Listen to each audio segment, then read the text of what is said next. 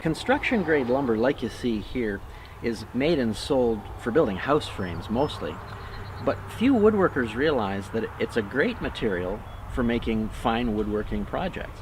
The trick is choosing your boards from the right pile, and then also choosing the correct boards from within that pile. So let's take a look. I'll give you a tour of how to get the most out of construction grade lumber for your next woodworking project. The first thing to look for is the kind of lumber, and this sign on the side of the bundle tells you everything you need to know. This is 2x10 lumber. The boards are 12 feet long, but most importantly, it's kiln dried, which means it's been heat treated in order to reduce the moisture content. You definitely don't want to go with green construction grade lumber.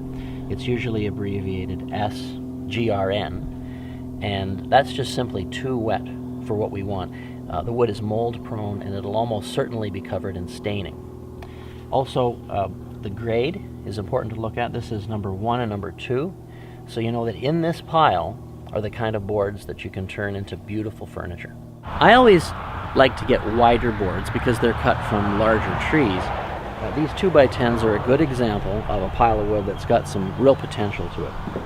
This board here that just happens to be on top is an excellent one. If I was buying lumber to build a coffee table or a cabinet or a bed or anything like that, this would be one of the boards I would choose. It's fairly clear along its length, and if you look here at the end, you'll see that there are sections of this board where the grain is getting closer to being perpendicular with the surface of the board. That yields this tight grain pattern that you see on either side of the boards.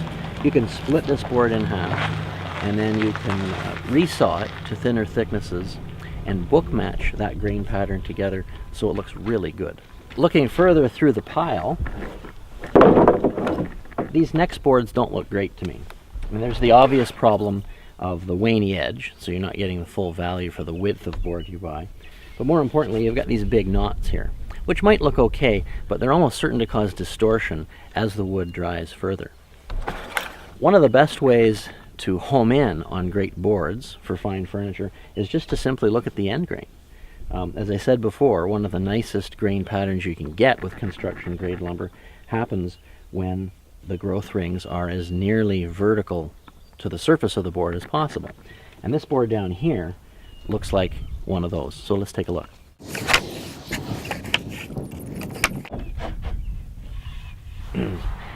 As I suspected by just looking at the end grain of the board, this one's a keeper.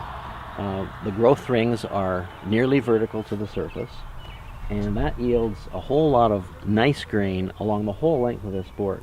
Now, one thing that you don't want is to use the middle of the board. That goes for any kind of lumber you're using, but especially when you get into kiln-dried wood like this. It's unstable, the growth rings are very curved, and so when I process this into wood for furniture projects, I'll probably remove the center section maybe an inch and a half, maybe at the most 2 inches wide from the center, and then just use the boards on the outside for whatever I want.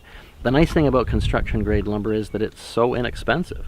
It's less than $1 a board foot, which is as cheap as furniture grade wood gets. It's indigenous to a lot of parts of Canada, and it'll help you to create some wonderful things in your home workshop.